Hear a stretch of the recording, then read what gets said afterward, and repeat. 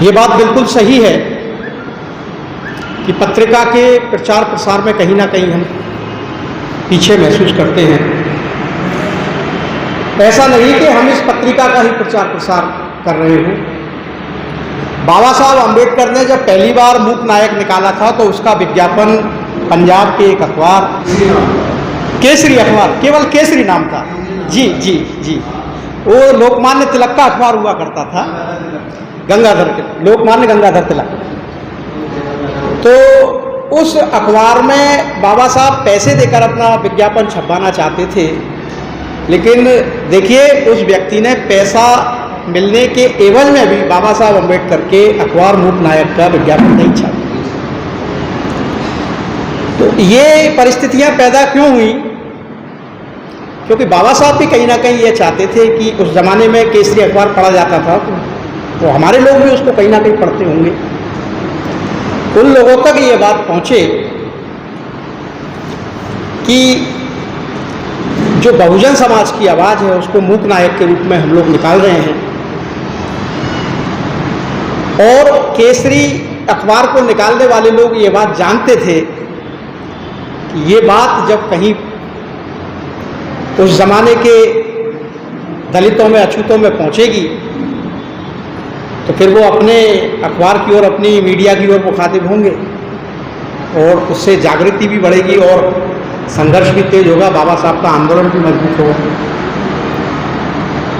मैं कुल मिलाकर ये कहना चाहता था कि पत्रिका का प्रचार प्रसार आज के समय में हालांकि इतना दूभर नहीं है, क्योंकि सोशल मीडिया का युग है, वो समय दूसरा था, लेकिन इसका उदाहरण दिया जाना इसलिए जरूरी था कि ऐसा भी नहीं है कि हम प्रचार प्रसार करेंगे। तो बाबा साहब ने आवश्यकता महसूस की तो हमारी पत्रिका को भी कहीं ना कहीं आवश्यकता है। पहली बार 6 साल में ग्रुप देखा, डिप्रेस्ड एक्सप्रेस के नाम से बना, ये पहले ही बन जाना चाहिए था, इसका बड़ा असर था। यहाँ मुझे लेट जोड़ा गया हो ऐसा हो सकता है।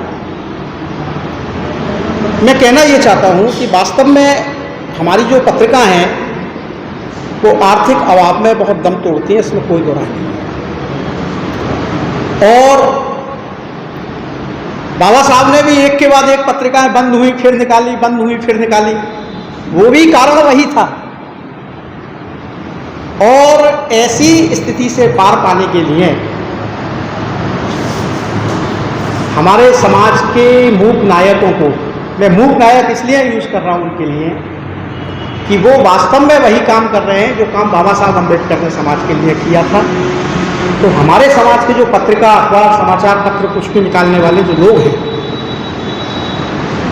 उन लोगों को कहीं ना कहीं ये बहुत आवश्यक है कि आर्थिक मजबूती मिले।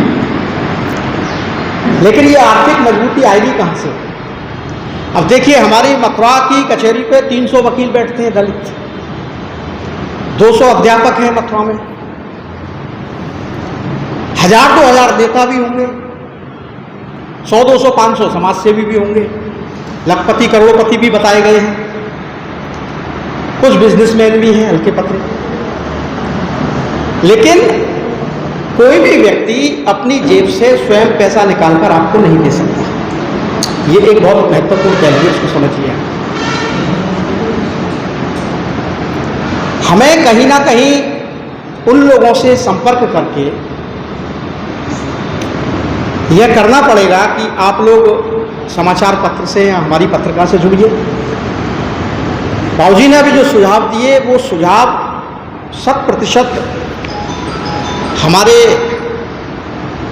डूबते हुए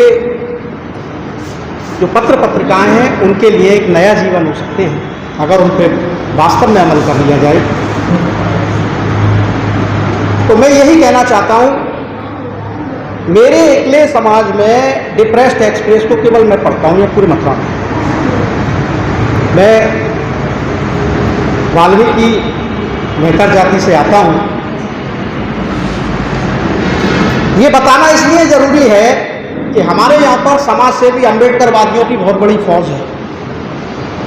जब मुझे ग्रुप से जोड़ा गया और मैंने ग्रुप में ये देखा कि डिप्रेस्ड एक्सप्रेस की समीक्षा हो रही है, तो मैंने अपने करीब 20 सहयोगियों से बात की कि हमें इस बार डिप्रेस्ड एक्सप्रेस की हर हाल में सदस्यता लेनी है, चाहे वो वार्षिक ही क्यों ना हो। तो 20 लोग हमारे पास ऐसे हैं वो आपसे जुड़ेंगे, उसका जुड़वाने का मैं वादा आपको देकर के आज यहाँ से जाते हुए अपनी बात कहना चाहूँगा। और इन्हीं शब्दों के साथ आपको बहुत साधुवाद और धन्यवाद देना चाहूँगा कि विपरीत परिस्थितियों में आपने अपने इस जज्बे को जिंदा रखा। ये जज्बा जो है वो जिंदा रहना आवश्यक है। कई दफ़ा ऐसा होता है कि हम लोगों की भी अपनी विशेष परिस्थितियां हैं। हम लोग कहीं सरकारी वरकारी तो कमाते बमाते हैं नहीं, धंधे व्यवसाय हमारे सीमित संसाधन, प्राइवेट सेक्टर की नौकरी भी नहीं, बनिए की दुकान पे काम भी नहीं, अपने तरीके से खाने कमाने का सिस्टम है। हो सकता है कि कई दफ़ा आर्थिक परेशानियों की वजह से हम पत्रकार की वो मदद ना कर पाएँ जो हमें करना चाहिए, लेकिन ऐसा कतई नहीं है कि पत्रिका के प्रति हमारा लगाव ना हो, ध्येय ना हो, भावना ना हो। इस बात को बिल्कुल दिमाग से निकाल दिया जाए। फ़र्क ये है कि हम उन लोगों के पास पहुँचे कैसे। बाबूजी ने सुझाव दिया कि कुछ समाज के संभ्रांत लोगों को जो हमारे लिए काम कर रहे हैं, जिनके जाने से दूसरे व्यक्तियों पर प्रभाव पड़े कि भाई वो भी व्यक्ति आए थे, ये बहुत महत्वपूर्ण चीज़ है। तो मैं यही प्रार्थना करूँगा कुल मिलाकर के कि बाबूजी के दिए हुए सुझावों पर हम लोग विस्तृत रूप से मंथन करने के बाद अगर कहीं ले जाने के लिए मेरा नाम भी अगर आ जाएगा तो मैं पीछे नहीं हटूँगा। मैं निश्चित रूप से सब पत्रिका के लिए इन्हीं शब्दों के साथ अपनी वाणी को विराम दूँगा। धन्यवाद। जय भारत, जय भीम। बहुत बढ़िया विचार क्रांति जी। ऐसे ही हम एक दूसरे के साथ मिलकर कंधे से कंधा मिलाकर चलेंगे तो शायद हम अपने कारवां को जो बाबा साहब ने जहाँ तक पहुँचाने की कहा था वहाँ पहुँचा पाएंगे। 4 पंक्तियाँ कि कुछ फ़र्ज़ हमारे बनते हैं, कुछ फ़र्ज़ हमारे बनते हैं, ये फ़र्ज़ निभे तो बात बने। कुछ फ़र्ज़ हमारे बनते हैं, ये फ़र्ज़ निभे तो बात बने। झेले सदियों से हम सब ने वो मर्ज़ मिटे तो बात बने। और जीवन की अंतिम सांसों तक, जीवन की अंतिम सांसों तक संघर्ष, जीवन की अंतिम सांसों तक जारी अपना संघर्ष रहे। जो कर्ज है बाबा के हम पर वो कर्ज चुके तो बात बने।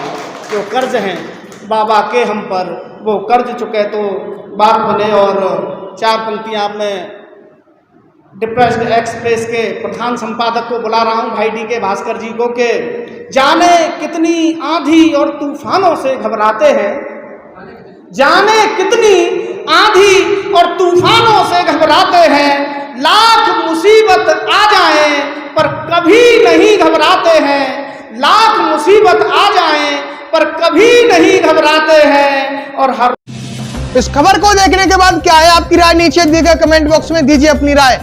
ऐसी तमाम बड़ी खबरों को देखने के लिए जुड़े रहिए हमारे साथ समता टुडे पर। खबर अच्छी लगे तो लाइक कीजिए और शेयर कीजिए, और हाँ, चैनल को सब्सक्राइब कर घंटे वाली बटन को दबाना ना भूलिए। फिर आते हैं आपके बीच कुछ खास खबरों के साथ। तब तक के लिए नमस्कार, जय हिंद, वंदे मातरम, जय भीम।